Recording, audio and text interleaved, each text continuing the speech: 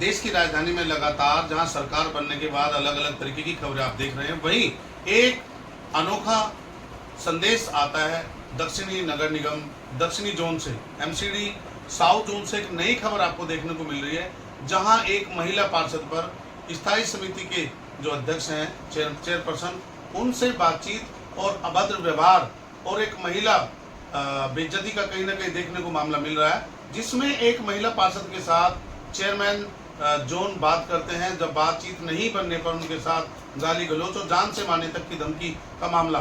नाम है उम्मेद फोगाट, दक्षिणी जो जोन के चेयरमैन है, चेयरपर्सन है, उनका ही मामला आप देख सकते हैं तस्वीरों में, जहां आम आदमी पार्टी के प्रवक्ता सौरभ भारद्वाज लगातार आरोप लगा रहे हैं और पूरी आम आदमी पार्टी इस बात को कहीं ना कहीं सड़कों पर लेकर आने की तैयारी में लगी हुई है, क्योंकि जहां दिल्ली के मेयर, नवनिर्वाचित मेयर राजा इकबाल सिंह को लिखित शिकायत मिलती है, तो वो कहीं ना कहीं शिकायत को दोनों पक्षों से बातचीत करने के बाद सुलझाने का प्रयास और अलग तरीके से बात को कहते हैं, क्योंकि जहां मामला लिखित और जान माल की हानि तक पहुंच गया, वहां वो पार्टी की आंतरिक कार्रवाई कहीं नहीं रहती और वो एक आपराधिक मामला दर्ज हो जाता है। उसमें पार्टी की गाइडलाइन पे इसका फैसला नहीं होना चाहिए। आखिर मामला देश की राजधानी की एक महिला सशक्तिकरण आवाज को लेकर, जहां देश की प्रथम नागरिक एक महिला है, देश का वाणिज्य चलाने वाली वाणिज्य मंत्री एक महिला है, दिल्ली की मुख्यमंत्री एक महिला है, वहीं एक महिला पार्षद के साथ अभद्र व्यवहार क्यों? नमस्कार दोस्तों,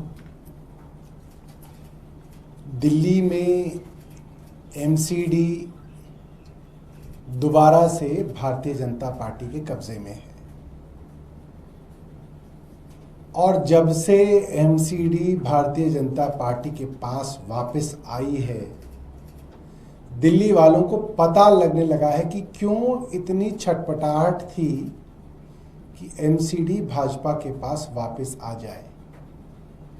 क्यों दिल्ली की आज की मुख्यमंत्री रेखा गुप्ता इतनी परेशान थी कि माइक तोड़ रही थी सदन के अंदर कि कहीं एमसीडी आम आदमी पार्टी के पास ना चले जाए। कल एक बड़ी हैरान करने वाली खबर दिल्ली की एमसीडी और भारतीय जनता पार्टी से आई है और बहुत गंभीर खबर है। दिल्ली भारतीय जनता पार्टी की एमसीडी की एक पार्षद ने, महिला पार्षद ने एमसीडी के साउथ जोन के चेयरमैन उम्मेद फोगाट के ऊपर बहुत गंभीर आरोप लगाए हैं। पहला आरोप ये है कि उम्मेद फोगाट ने उस महिला पार्षद से अश्लील बातें की, गंदे इशारे किए और जब बात नहीं बनी तो बहुत भद्दी भद्दी गालियां उनको दी गई। ये तो आरोप पहला है। दूसरा आरोप ये बताया जाता है कि उनको उम्मेद फोगाट ने खुद ये बात कही अपनी ही पार्टी की, भारतीय जनता पार्टी की पार्षदा को, कि उम्मेद फोगाट ने भारतीय जनता पार्टी को 70 लाख रुपए की रिश्वत दी है साउथ जोन के चेयरमैन बनने के लिए। और ये बात लिखित में उस महिला पार्षद ने अपने मेयर राजा इकबाल सिंह महापौर को दी है। 18 तारीख को ये कंप्लेंट दी गई है। कई सवाल उठते हैं। पहला सवाल ये है कि जब मेयर की जानकारी में ये बात है और मुझे पता चला है कि कल भाजपा के बड़े बड़े नेताओं की जानकारी में ये बात लाई गई और मेयर का बयान कुछ अखबारों में छपा है जिसमें कहा गया है कि मेयर दोनों पार्षदों से बात करके इस पर कार्रवाई करेंगे। पहली बात तो ये कि ये कोई पार्टी का आंतरिक मामला नहीं है, ये एक आपराधिक मामला है। महिला के साथ इस तरीके की अश्लील बातचीत, गाली गलौज, जान से मारने की धमकी, ये पूरी तरीके से क्रिमिनल ऑफेंस है। मैं मेयर इकबाल सिंह से जानना चाहता हूं कि उन्होंने अब तक एफआईआर क्यों नहीं दर्ज करवाई। ये उनके घर का मामला नहीं है, ये कोई पारिवारिक मामला नहीं है, ये क्रिमिनल ऑफेंस है। एक महिला पार्षद अपने मेयर को, मेयर जो संरक्षक है सभी पार्षदों का एमसीडी के अंदर, उसको लिखित कंप्लेंट करती है और मेयर उसको दबाकर बैठ जाते हैं। मेयर की जानकारी में ये मामला आ गया। अगर मेयर इसकी कंप्लेंट नहीं कर रहे तो आपराधिक मामला मेयर पर भी बनता है। इसको दबा के बैठ गए और उन सब भारतीय जनता पार्टी के सीनियर लीडर्स के ऊपर भी बनता है जिन्होंने अब तक इस मामले को छुपा रखा है और इसके ऊपर कानूनी कार्रवाई नहीं करवाई है। नंबर 1। नंबर 2, 70 लाख रुपए की रिश्वत कहा गया है एक आदमी ने अपनी ही पार्टी को दी साउथ जोन का चेयरमैन बनने के लिए। ये 70 लाख रुपए कहां से आए, कौन से बैंक से निकलवाए थे उसने, भारतीय जनता पार्टी के किस ऑफिस बेयरर को ये 70 लाख रुपए दिए गए, इसकी जांच होनी चाहिए। ये भी आपराधिक मामला है, ये भी भारतीय जनता पार्टी का घरेलू मामला नहीं है जिसपे भारतीय जनता पार्टी तय करेगी। ये सीधा सीधा क्रिमिनल ऑफेंस है, ये सीधा सीधा करप्शन का मामला है। मेयर, माफ कीजिएगा, साउथ जोन का चेयरमैन बनना एक सरकारी पद है, उसके पास एग्जीक्यूटिव पावर्स आ रही हैं।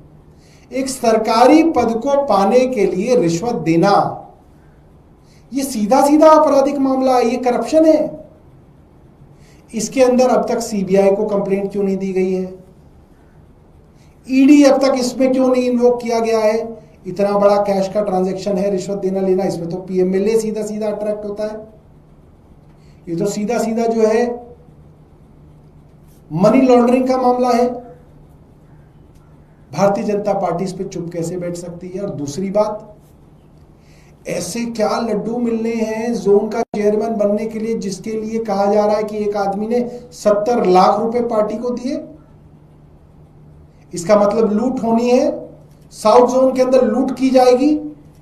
वो जो छतरपुर के अंदर फार्म हाउस बन रहे हैं, वो जो मांडी गांव के अंदर इलीगल कंस्ट्रक्शन चल रही है,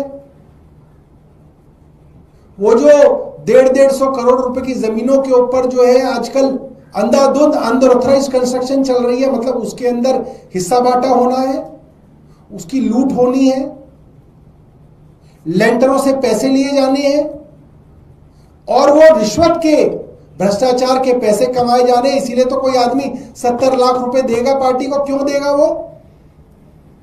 ये भारतीय जनता पार्टी के भ्रष्टाचार की एक बड़ी पोल ये पत्र खोल रहा है और ये बहुत ज्यादा गंभीर मामला है।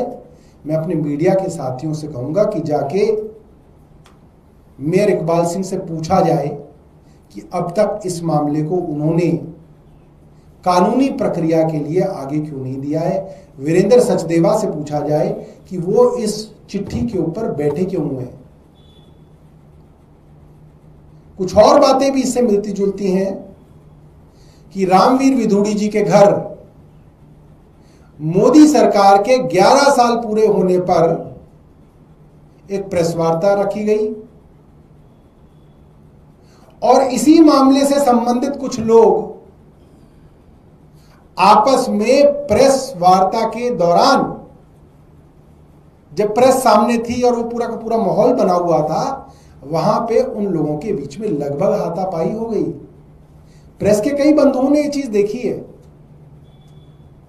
इसके बारे में कुछ अखबारों ने छापा है।